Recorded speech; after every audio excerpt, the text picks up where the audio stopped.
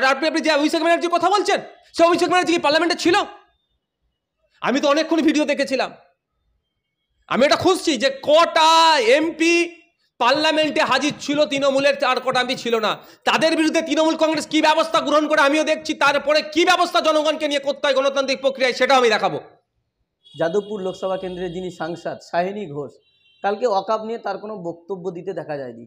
এবং আমরা দেখেছি যে বাংলা যুবরাজ যাকে বলা হয় অভিষেক ব্যানার্জির কালকে কোনো রোলে পাওয়া যায়নি। যুবরাজ বলেন, আমার কাছে সব যুবরাজ ফুররাজ নয়, ও আপনাদের কাছে থাকতে পারে। যুবরাজ কি আবার যুবরাজ? বাংলা কে সরকার আছে নাকি? সবাই আমরা রাজা, সবাই আমরা যুবরাজ।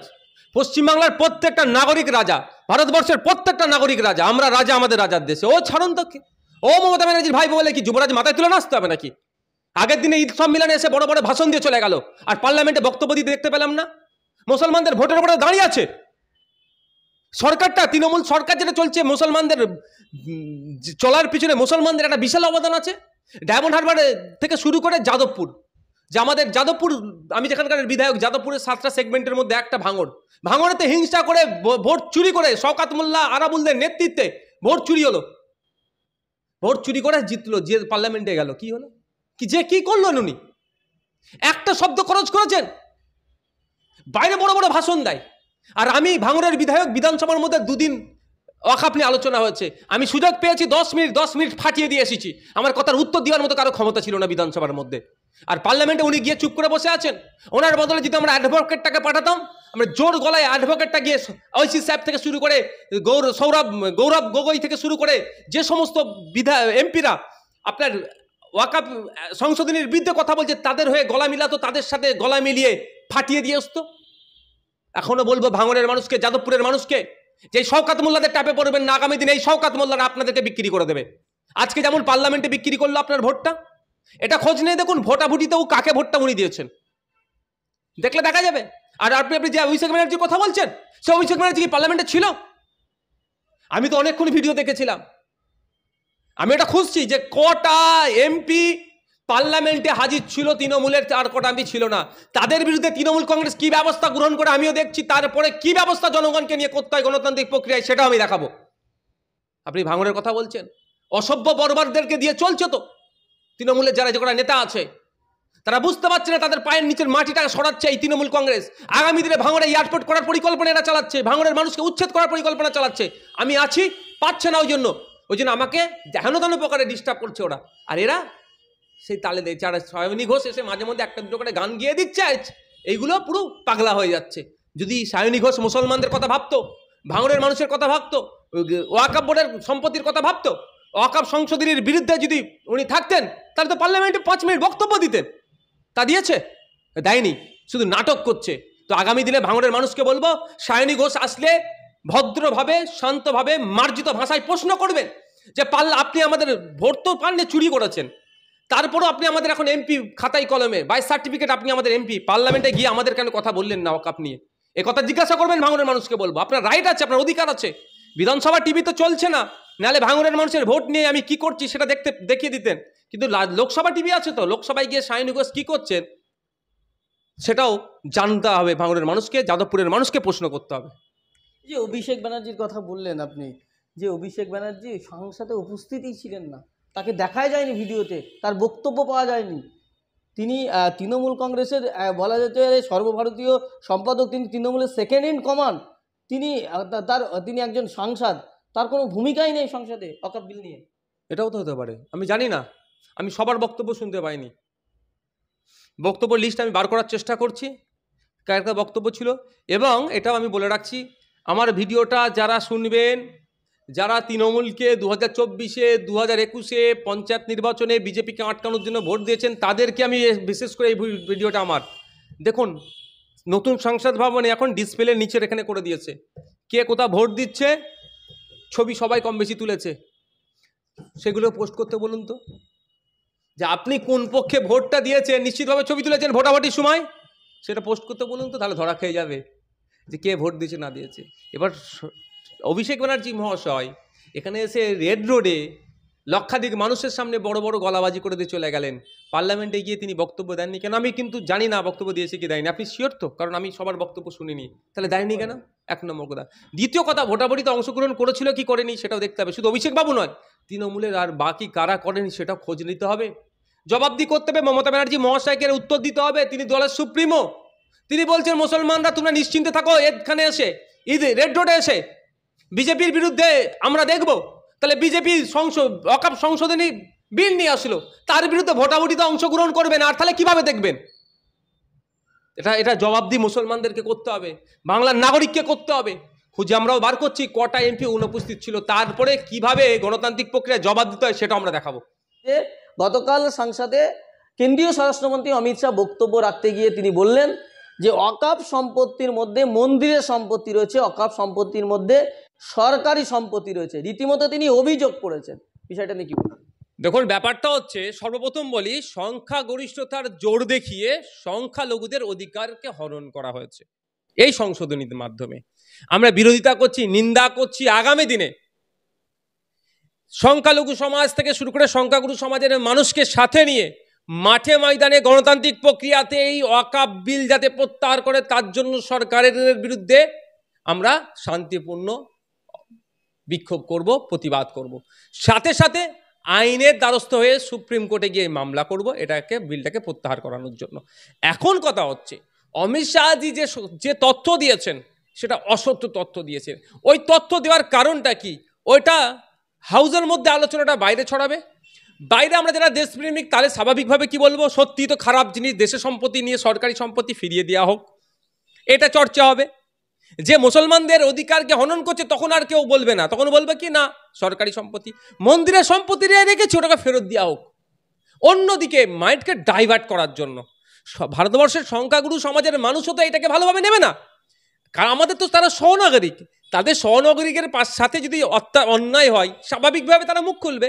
যাতে মুখ খুলতে না পারে সেই জন্য কি করছে, যে এই ধরনের অসত্য কথা বলছে। যদি ভাই আমি আপনাকে বলি শাকিরুল সাহেব, যদি সরকারি সম্পত্তি ঢুকে থাকে তার জন্য ট্রাইব্যুনাল আছে, তো কটা মামলা হয়েছে, কি মামলা হয়েছে?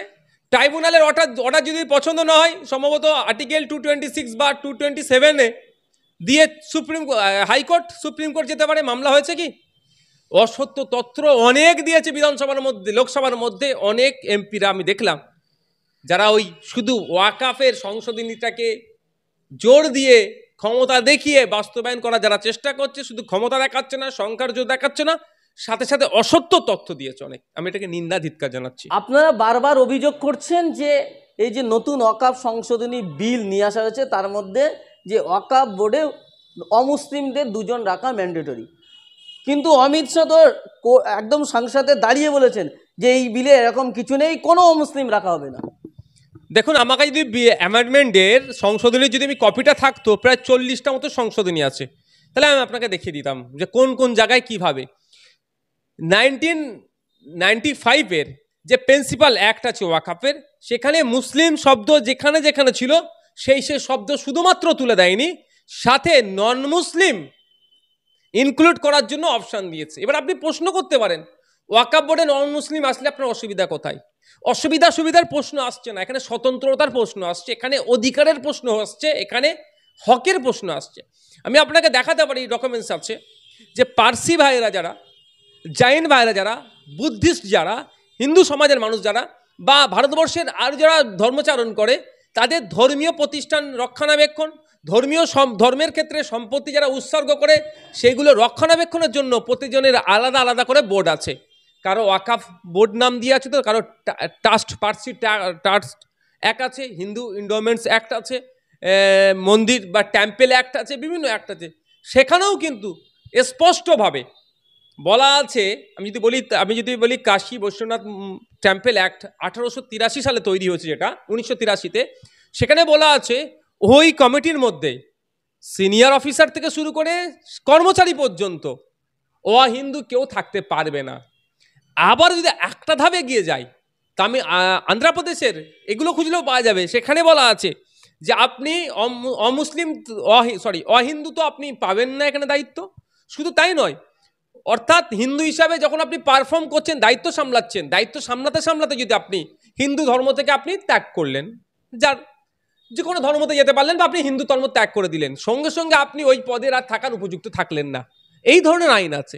তো যখন অন্য ধর্মের মানুষের ক্ষেত্রে এই আইন করা আছে, ওয়াকাফের ক্ষেত্রেও একই আইন ছিল যে ওয়াকাফ ম্যানেজমেন্টের সমস্তটা মুসলিমরাই দেখবে। ঠিক যেভাবে দেবত্ব সম্পত্তি, যেটা আমরা সহজ ভাষায় বলি, সেটা ম্যানেজমেন্টে হিন্দু ভাইরা দেখবেন, পার্সিদের সম্পত্তি, ধর্মীয় সম্পত্তি ম্যানেজমেন্টের জন্য পার্সিরা দেখবেন, বুদ্ধগয়া মন্দির নিয়ে একটা চর্চা হচ্ছে, সবাই জানেন, তারা দেখবেন। তো এই যে স্পেসিফিকেশন ছিল, সেখানে কি হচ্ছে, এখন এটা আমভাবে করে দেওয়া হচ্ছে।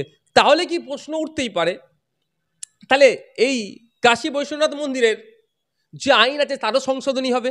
আন্ধ্রপ্রদেশে হিন্দু রিলিজিয়াস এন্ডোমেন্ট যেটা আছে, বা টোটাল ভারতবর্ষে হিন্দু রিলিজিয়াস এন্ডোমেন্ট অ্যাক্ট যেটা আছে, রিলিজিয়াস এন্ডোমেন্ট অ্যাক্ট 1800 কত সালে তৈরি, তাহলে সেটাও সংশোধন করতে হবে। কারণ সেম ডিফারেন্ট রিলিজিয়ান থেকে থাকবে না, এখানে ওখানে বলা আছে সেম রিলিজিয়ান থেকে ওখানে ম্যানেজমেন্টে থাকবে, তাহলে এগুলো চেঞ্জ করতে হবে। না শুধুমাত্র মুসলমানদের সাথে এটা হচ্ছে, এটা শুধুমাত্র মুসলমানদের সাথে করছে, এটা মুসলমানদেরকে অবৈধভাবে, অন্যায়ভাবে মুসলমানদের উপরে আঘাত নেবে নিয়ে আসার অপচেষ্টা চালাচ্ছে। তবে যে সংসদে, যে আমি এখনো বলছি এটা অসাংবিধানিক সংশোধনী, আমি অন ক্যামেরা বলছি, কেউ পারলে আমার নামে, আমি যদি ভুল কথা বলি, আমার বিরুদ্ধে কোর্টে যেতে পারে। যে সংশোধনী নিয়ে এসেছে বিজেপি পরিচালিত কেন্দ্র সরকার, অসাংবিধানিক, অগণতান্ত্রিক, এটা সম্পূর্ণভাবে একটা ধর্মের, মুসলমান ধর্মের মানুষদেরকে কোণঠাসা করার চেষ্টা হচ্ছে, বৈষম্য স্বীকার করছে মুসলমানদের। এর বিরুদ্ধে আমরা মাঠে ময়দানে প্রতিবাদ করব, সমাজের সমস্ত শ্রেণীর মানুষকে নিয়ে। আমাদের সমাজে বৃহত্তর অংশে আমাদের হিন্দু সমাজের মানুষ থাকে, তাদের কাছে আমরা যাব, তাদেরকে বলবো। একজন পার্টি হিসাবে, আইএসএফ সেকুলার ফ্রন্ট হিসাবে আমার কাজ হচ্ছে যাদের আর ডেপ্রাইভ হচ্ছে তাদের পাশে থাকা। তো হিন্দু মুসলমান নির্বিশেষে সবাইকে বলবো যে আগিয়ে আসুন, পশ্চিমবাংলা নয় ভারতবর্ষের মুসলিমদের অধিকারের উপরে আঘাত আসছে, আপনারা প্রোটেক্ট করুন। আশা করছি হিন্দু মুসলিম নির্বিশেষে ভিন্ন ধর্মের মানুষেরা মুসলমানদের উপরে যে অত্যাচার নেমে আসছে সেটা রোখার জন্য কাঁধে কাঁধে মিলিয়ে কেন্দ্রের সরকারের বিরুদ্ধে আন্দোলন সংগঠিত করবে এবং এই বিলকে প্রত্যাহার করতে বাধ্য করবে। সাথে সাথে ইন্ডিয়ান সেকুলার ফ্রন্ট, আইএসএফ এর আমি একজন চেয়ারম্যান হিসাবে, বড় ভাইজান অলরেডি আমাদের নির্দেশ দিয়ে দিয়েছে, আমরা অলরেডি উকিলের সাথে কথাও শুরু করে দিয়েছি, আমরা আগামী দিনে সুপ্রিম কোর্টে যাচ্ছি। এটা যখন আইনে পরিণত যদি হয়, তাহলে আইনকে আমরা চ্যালেঞ্জ করার জন্য। সংখ্যালঘু দপ্তরে যিনি মন্ত্রী, যিনি কিরণ রিজিজু, তিনি যে বিল পেশ করেছিলেন, কিরণ রিজিজু তিনি বলছেন যে ওয়াকাফ সম্পত্তি আগে ছিল 4,22,000, সেইটা 4,90,000, সেইটা এখন বেড়ে হয়েছে 8,22,000। এত সম্পত্তি বেড়েছে, কিন্তু সংখ্যালঘুদের কোনো উন্নয়ন হচ্ছে না। তাই এই বিল সংখ্যালঘুদের উন্নয়নের স্বার্থে, এবং শুধু সংখ্যালঘুদের উন্নয়ন নয়, সাথে সাথে দেশেরও উন্নয়ন হবে। দেশের উন্নয়ন কে চায় না? যে দেশের উন্নয়ন চায় না তাকে আমি দেশদ্রোহী মনে করি। কৃষকদেরকে মেরে দেশের উন্নয়ন এরা চায়, দেশের উন্নয়ন এরাও চায় না, এরা পুঁজিপতিদের উন্নয়ন চায়। সম্পত্তি বেড়েছে, মুসলিম সমাজের পূর্বপুরুষেরা ধর্মের নামে তার আওলাদদের ভবিষ্যৎ সিকিউর করার জন্য সেই সম্পত্তি দিয়ে গিয়েছে। এবার আপনি যদি বলেন সংখ্যালঘুদের ভালোর জন্য এরা ওয়াকফ বোর্ডের সংশোধনী নিয়ে আসে, কি ভালো করছে এরা? এরা যদি সংখ্যালঘুদের ভালো চাইতো, পার্লামেন্টের ক্যাবিনেটে একটা মিনিস্টার মুসলিম আছে? এদের এত কটা এমপি আছে, একটা মুসলমান ক্যান্ডিডেট ছিল এমপি? আমাদের পশ্চিমবাংলায় একটা এমএলএ ক্যান্ডিডেট ছিল মুসলিম, একটা এমএলএকে মুসলিম জিতিয়ে নিয়ে এসেছে। জিতিয়ে আনতে পারে না, এদের মেম্বার করে, রাজ্যসভার মেম্বার করে ক্যাবিনেটে একটা মিনিস্টার দিয়েছে। এরা আবার মুসলমানদের ভালো চাইছে, এরা আবার মুসলমানদের ভালো চাইছে। উত্তরপ্রদেশে কদিন আগে সাম্বালে মসজিদের নিচে নাকি মন্দির আছে খুঁজতে গিয়ে 5টা মুসলমানকে গুলি করে হত্যা করলে এদের রাষ্ট্র দ্বারা। এরা নাকি আবার মুসলমানদের ভালো চায়। উত্তরপ্রদেশের মিরাটে সম্ভবত, যে মসজিদে ঈদগাতে জায়গা কম হয়, ছোট ঈদগাহ, যে মানুষ ঈদের নামাজ পড়বে, তারা নামাজ পড়লে একটু ভিড় যদি বেড়ে যায়, যদি রাস্তায় চলে আসে, সেটাও ফরমান জারি করলো যে আপনারা ও যদি রাস্তায় কেউ নামাজ পড়ে তার পাসপোর্ট বাতিল হবে, ড্রাইভিং লাইসেন্স বাতিল হবে। ঈদগাতে জায়গা না পেলে কেউ যদি কারো বাড়ির ছাদে নামাজ পড়ে, তার উপর অত্যাচার নেমে আসবে। এরা আবার মুসলিমদের ভালো চায়। এটা শুধু আকাশ কুসুম কথা ওদের, এই কথার কোনো সারবত্তা নাই, শুধুমাত্র মুসলমানদেরকে বোকা বানানোর কথা বলছে। এই সম্পত্তি নজরে পড়েছে কর্পোরেটদের হাতে, কর্পোরেটদের নজর পড়ছে, তাদের হাতে তুলে দিতে হবে, সেই জন্য এরা এই ধরনের কথা বলছে। কালকে আমরা দেখলাম যে কেন্দ্রীয় মন্ত্রী অনুরাগ ঠাকুর তিনি বলছেন যে এই ওয়াকফ সম্পত্তি নিয়ে প্রচুর দুর্নীতি হয়েছে, এই ওয়াকফ নিয়ে প্রচুর দুর্নীতি হয়েছে, তাই জন্য কংগ্রেস আর বিরোধীরা এই বিল পাস করতে দিতে চায় না। ওয়াকাফ নিয়ে দুর্নীতি হয়েছে, তা দুর্নীতি হয়ে যারা করেছে তার বিরুদ্ধে সেন্ট্রাল ওয়াকাফ কাউন্সিল কি করছে? উত্তরপ্রদেশে সব থেকে বেশি ওয়াকাফ সম্পত্তি আছে ভারতবর্ষের, প্রায় 25%। 100 টাকায় 100%-এর মধ্যে 25% উত্তরপ্রদেশে আছে। কর্ণাটকা সরকার গতবার পর্যন্ত বিজেপি ছিল, সেখানে ওয়াকাফ নিয়ে দুর্নীতি হয়ে বসে আছে। কি ব্যবস্থা গ্রহণ করেছে? যদি ওয়াকাফ নিয়েই দুর্নীতি হয়েছে, ব্যবস্থা গ্রহণ করতে চাই, ডবল ইঞ্জিনের সরকার যেখানে জায়গায় আছে সেই জায়গায় কাদের বিরুদ্ধে কটা ব্যবস্থা গ্রহণ করেছে সেই তথ্যটা অনুরাগ ঠাকুরকে দিতে বলতে পারবেন? পারবে উনি দিতে? ওসব বাদ দিলাম, এই অ্যামেন্ডমেন্টে বলছে নাকি দুর্নীতির বিরুদ্ধে হবে। তো এই অ্যামেন্ডমেন্টের আগে যেটা 1995-এর প্রিন্সিপাল যে আইনটা ছিল, অ্যাক্ট ছিল, সেখানে বলা ছিল ওয়াকাফ দুর্নীতি ধরা পড়লে 2 বছর জেল হবে। আর এরা দুর্নীতি বন্ধ করার জন্য জেলটা কমিয়ে নিয়ে এসে 6 মাস করেছে। তাহলে দুর্নীতি বাড়বে না কমবে? বললাম না, এরা সংখ্যাধিক্যের জোর দেখিয়ে আমরা সংখ্যাগুরু এই করে সংখ্যালঘুদের উপরে দমন পীড়ন করছে। এটা সারা পৃথিবীর ইতিহাস। যেখানেই সংখ্যালঘুরা আছে, ধর্মীয় কারণে, জাতিগত কারণে, বর্ণগত কারণে, ভাষাগত কারণে, তাদের উপরে সেই এলাকার সংখ্যাগুরুদের দ্বারা অত্যাচার নেমে আসে। এটা ভারতবর্ষে এটা নতুন নয়, এটা দীর্ঘদিন ধরে চলে আসছে।